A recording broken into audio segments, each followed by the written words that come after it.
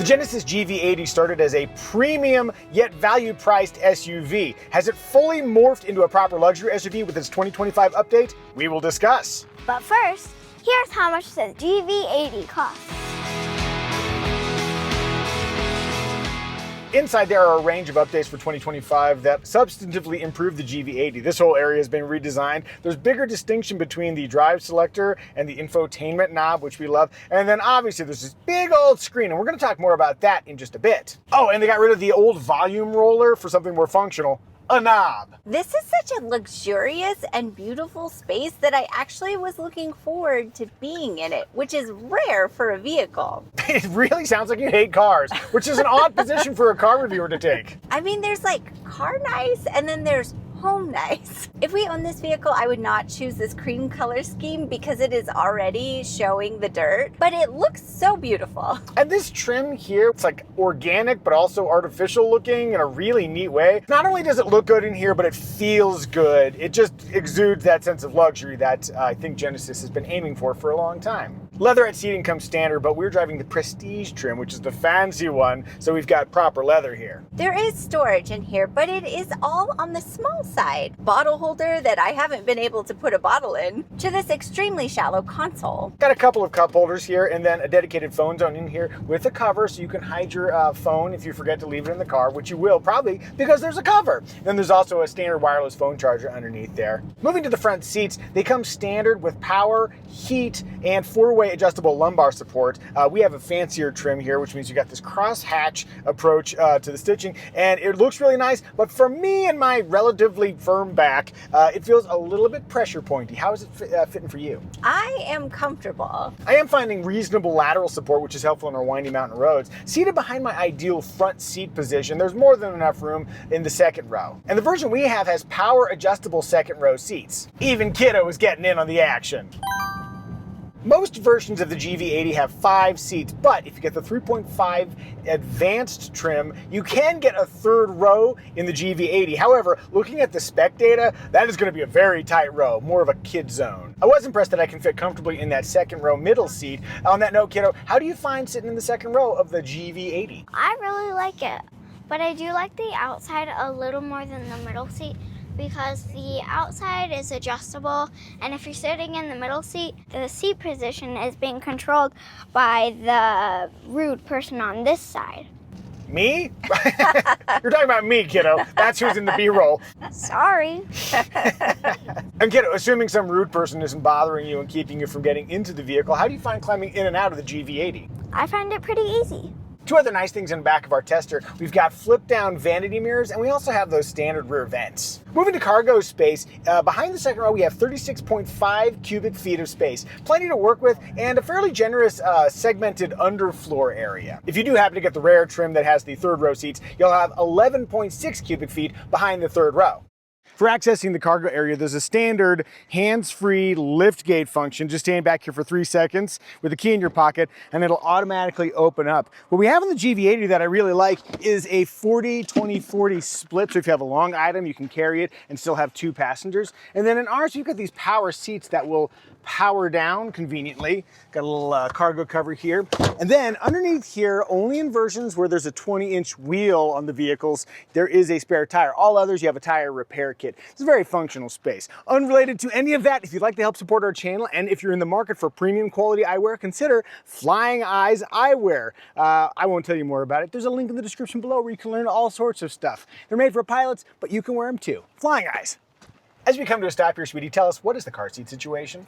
There are 3 top tethers, lower anchors on the outboard position. Those anchors are a little bit nestled in, but not too much trouble to access. I'm 5'2", behind a workable front seat position for myself. There is lots of room for a rear-facing car seat. As for safety, the NHTSA has rated this 5 stars overall. It is an IIHS top safety pick. Plus, we have 10 airbags standard along with a full suite of active driver assist technology. Family, what do we think? Is the Genesis GV80 family friendly? With a base price over $50,000, it is rich family friendly. Rear window test. Not all the way down. High five. Boop. Armrest test. Driving in a comfortable 8 and 4, it's a little bit of a reach to get to the armrest, but the real challenge is inboard here. You got a really hard edge underneath this stitching. I'm going 85% outboard, 65% inboard. No, 60% inboard. Moving onward to style. Outside, there are indeed updates for the 2025 model year, though they're hard to spot, even with the side-by-side, 24 on the left, 25 on the right. Or did we switch it? We're tricky like that. If you're hyper observant, you'll note that the fascias have been somewhat updated. We've got new headlights. And we also have an updated grille style. There's such a beautiful, luxurious sensibility to the design. I like that they've contrasted it with the mesh and chrome treatment on the front and rear. I think that helps give it a more sporting feel. If you want a really sporty vibe, another thing that's new for 2025, there's a coupe body style, which we've previously reviewed. If you're curious what we thought, check that out. It looks a little bit more sporty at the cost of cargo space. I think the GV80 does a really successful job of projecting a luxurious vibe. But what do you guys think? Do you like the look of the GV80? You dislike it? Tell us in the comments. Also, thank you for watching this video, liking, subscribing, whatever you do. We appreciate you just being here. Moving onward to In Motion.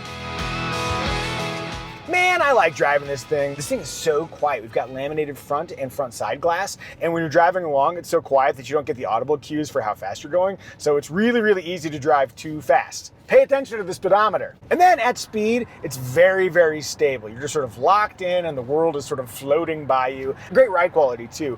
This has a feature which is adaptive dampers, and a camera looks ahead and actually reads the road and can adjust accordingly. That's standard on the 3.5 liter engine and then optional with the 2.5 liter. We've got the 3.5. The thought is always like, well, if it's a comfortable riding vehicle, then it's probably pretty boring in the corners, and that is not the case at all. In fact, we noticed this when driving the GV80 Coupe, but in the SUV, this thing has a sporting demeanor, like a competence and an eagerness when cornering that I find really, really enjoyable. The steering is set up with a variable ratio, which is a little bit slower on center and then quicker the more you get to the edges. So very stable at high speed, and then on these tight, winding mountain roads, it feels nice and agile. I'm using the phrase, it's stable, it's agile, it's got agility. I should also mention, last time we drove the Coupe, I noted that even though it had the adaptive suspension, it still felt kind of firm, but it was riding on 22-inch wheels. We've got the 20s on this thing, and I think that does a pretty good job of improving ride quality. So if you want the smoothest ride in GV80, stick with the 20s. I mentioned we're driving the 3.5 liter engine. There's a base 2.5 liter engine,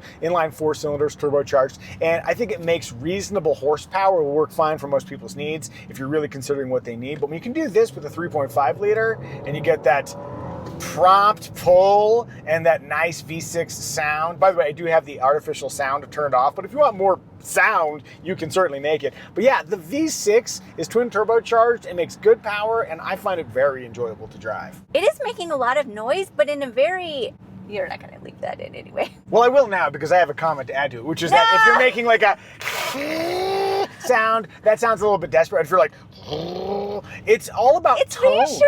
It's very much about the audio profile, and it is a reassuring audio profile. I'll note speedy reactions from the 8-speed automatic transmission there, and in normal operation, it's got velvety shifts. I find it to be a very good pairing with the V6. We do have a few different drive modes to work with, and I like the My Mode, lets you dial in the vehicle's behavior exactly as you demand. And now one last test, the Micah Muzio Limo Challenge. Let me see if I can come to a velvety smooth stop.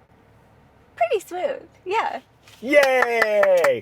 The GV80 passes the Micah Muzio Limo Challenge. That's what I think about driving the GV80. What does Speedy think?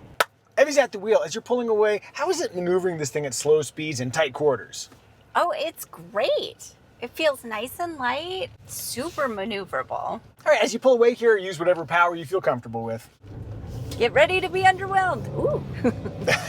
I meant by me, not the vehicle. That felt great. It went as fast as I wanted it to. Any visibility issues? Over my right shoulder, there is quite a large D-pillar. Luckily, there is blind view monitor here. You turn on the turn signal, and right in the screen, you can see what's over your shoulder. That is an optional feature, but even on the base level vehicles, you do get blind spot warning standard. Let me ask you, as you steer this thing, does it feel fun? It does feel fun.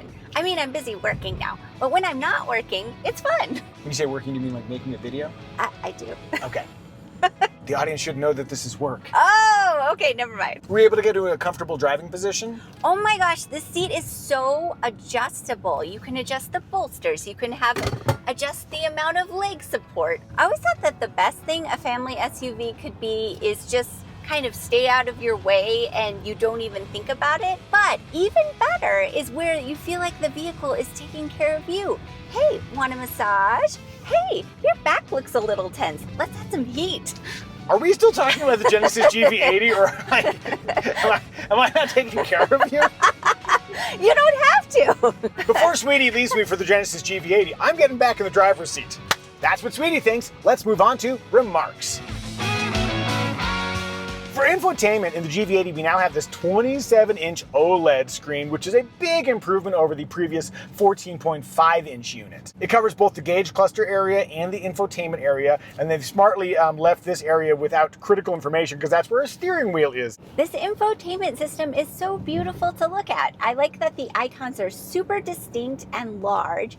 Very easy to choose things out of the corner of my eye. And unlike most luxury vehicles, the menus are laid out in a way I actually understand. Hooray! I also appreciate that you can choose whether to operate it with this knob or as a touch screen. Yeah, super easy screen to use. And then down here for the climate controls, you might think that this little screen would be annoying to use, but the essential function, which is like make hot, make cold, is a knob, so you don't even have to look at it. And this screen does not get washed out in direct sunlight, so it's still visible. So I think this is a workable way to interface with the climate controls. One last screen note, we've got the optional 360-degree camera system in here, and it offers great visibility around the vehicle, nice clear visualizations. After we shot our review of this 2025 Genesis GV80, Genesis revealed updates for the 2026 model, and it's not radically different, but there are some things to note.